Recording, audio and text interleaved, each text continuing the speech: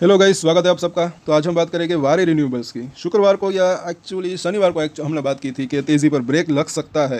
कितने upper circuit लग सकते हैं? 1650, जो कि वहाँ पर 21 दिन का मूविंग एवरेज है, वहाँ पर ये रजिस्टेंस फेस कर सकता है। किया भी आगे ये कहाँ पर जा सकता है, उसके ऊपर हम एनालिसिस करेंगे। सबसे पहले, अगर आप नए हैं इस चैनल के ऊपर और अगर आपकी इनके अंदर होल्डिंग है, तो वारी रिन्यूएबल्स के ऊपर हम डेली टेक्निकल चार्ट के ऊपर एनालिसिस करते हैं। तो सब्सक्राइब जरूर कर लें हमारे चैनल को, टेक्निकल चार्ट काफ़ी यूजफुल रह सकते हैं। यहाँ पर जो है लाइव मार्केट के ऊपर भी हमने चर्चा की थी। आज के दिन हुआ क्या कि 5 और 9 डेज़ का जो मूविंग एवरेज है उसके थोड़ा सा ऊपर क्लोजिंग देने में कामयाब रहा। वॉलेटिलिटी तो अच्छी खासी रही, 1650 के आसपास खुला, नीचे आया, 10% के आसपास की गिरावट आई। लोअर सर्किट तो नहीं बल्कि 1500 रुपये के आसपास गया, उसके बाद वापस से भागा। फिर से इसके अंदर अच्छी खासी तेज़ी आई, 1580 के आसपास की क्लोजिंग रही। लेकिन ये थोड़ा सा ऊपर क्लोजिंग दे देता तो ज़्यादा बेहतर रह सकता था। जैसे कि हमने दोपहर में बात की थी, अपर सर्किट लग जाता या फिर एटलीस्ट उसके 5-4-4.5% की भी तेज़ी आ जाती तो ज़्यादा बेहतर रह सकता था। 15 मिनट का चार्ट देखें तो इसके अंदर आप देख सकते हैं, जो लो था ऊपर खुला, उसके बाद लो भी नीचे तुरंत ही बना लिया, उसके बाद वापस से बाउंस बैक आया, फिर नीचे आया, फिर तेज़ी आई, फिर यहाँ पर आखिर में जो है ये बिकवाली आई। तो ये थोड़ा सा यहाँ पर दिक्कत जैसा माहौल दिख रहा है। मतलब कि ये अभी भी यहाँ पर ये इसका रीज़न ये हो सकता है कि जिन्होंने नीचे में ख़रीदा, नीचे में जिन्होंने बाइंग की, अब वो जो है इतना ऊपर शॉर्ट टर्म में अगर इतना ज़्यादा अच्छा खासा रिटर्न मिलता है तो डेफिनेटली वो जो है सेल करने आएंगे। शॉर्ट टर्म ट्रेडर्स जो होते हैं मार्केट के अंदर, लॉन्ग टर्म शॉर्ट टर्म सभी ट्रेडर्स इसके अंदर होते हैं।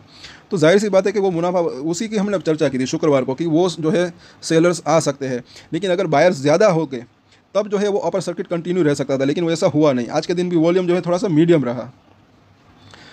यहाँ पर अगर देखेंगे वीकली चार्ट के ऊपर, तो अभी इसका 5 और 9 वीक का मूविंग एवरेज ये भी काफ़ी इंपॉर्टेंट है। 5 वीक का मूविंग एवरेज बिल्कुल आज इसने देखिए वहीं पर जो है इसने रजिस्टेंस फेस किया। इसके ऊपर भी हमने शुक्रवार को बात की थी। यहाँ पर 21 दिन का भी मूविंग एवरेज है इस लेवल के आसपास, 5 वीक का भी मूविंग एवरेज। तो ये दोनों ही मूविंग एवरेज जब पार होते हैं फिर स्ट्रेंथ वापस आ सकती है। क्योंकि लोग हमें पूछते हैं कि तेज़ी कब तक आ सकती है, तेज़ी कब तक आ सकती है। टाइम को ना देखें और आप लेवल्स को देखें तो ज़्यादा बेहतर रह सकता है। क्योंकि जब ये जो तेज़ी कंटिन्यू थी तो आप यहाँ पर इसको देख सकते हैं, दोनों ही मूविंग एवरेज के ऊपर ये बना हुआ था। बीच बीच में यहाँ पर इसको टच करके वापस से एक तेज़ी आ जाती थी, बाउंस बैक आता था। लेकिन जब से इसको तोड़ा है, यहाँ पर पहले यहाँ पर तोड़ा, फिर बाउंस बैक देने की कोशिश की, लेकिन वहाँ पर एक ही हफ्ते जो है 1-2 हफ्ते टिका, उसके बाद वापस से नीचे आया, फिर लगातार इसके नीचे बना हुआ है। तो इन दोनों ही लेवल के ऊपर आप नज़र बना के रख सकते हैं। और इनके अंदर भी हर दिन हर हफ्ते थोड़ा बहुत चेंजेस भी होता रहता है, ये नहीं कि ये लेवल ऐसे ही रहेंगे। अब यहाँ पर अगर देखें वीकली चार्ट के ऊपर, बुलिंजर बैंक की बात करें तो ये तो अगर देखें तो थोड़ा सा लेवल दूर है। 1750 पहला इसका रजिस्ट्रेशन दिख रहा है, उसके बाद ये 2000 के लेवल, ये दोनों ही लेवल पार होते हैं। उससे पहले 1650 रुपये का जो लेवल है, जो कि आज हाई बनाया, वहाँ पर 21 दिन का मूविंग एवरेज है, वो भी पार करना ज़रूरी है। उसके बाद ये 1750 फिर 2000 तक जाने की संभावना रह सकती है। लेकिन यहाँ पर अगर देखेंगे, जैसे कि ये जो 1650 का लेवल और उसके बाद ये 1700 का लेवल, तो ये सभी रजिस्ट्रेशन अभी बने हुए हैं। तेज़ी आने में मतलब कि कुछ हमें कमेंट्स करते हैं कि अब तक लगातार कंटिन्यू रहेगी अपर सर्किट, लेकिन ये इतना आसान नहीं होता। गिरावट आती है, उसके बाद जो निवेशक नीचे में यहाँ पर खरीद लेते हैं वो जाहिर सी बात है कि वो बेचने के लिए भी आ सकते हैं। और ये भी जो है बोलिंजर बैंड काफ़ी यूज़फुल इंडिकेटर रह सकता है। निचली लाइन के अब टच करके ऊपर निकला है तो ये इसकी जो मिडिल लाइन होती है वहाँ पर इसको रजिस्टेंस का सामना भी करना पड़ सकता है। और आज उसी लेवल के आसपास जो है रजिस्टेंस का सामना किया है इसने।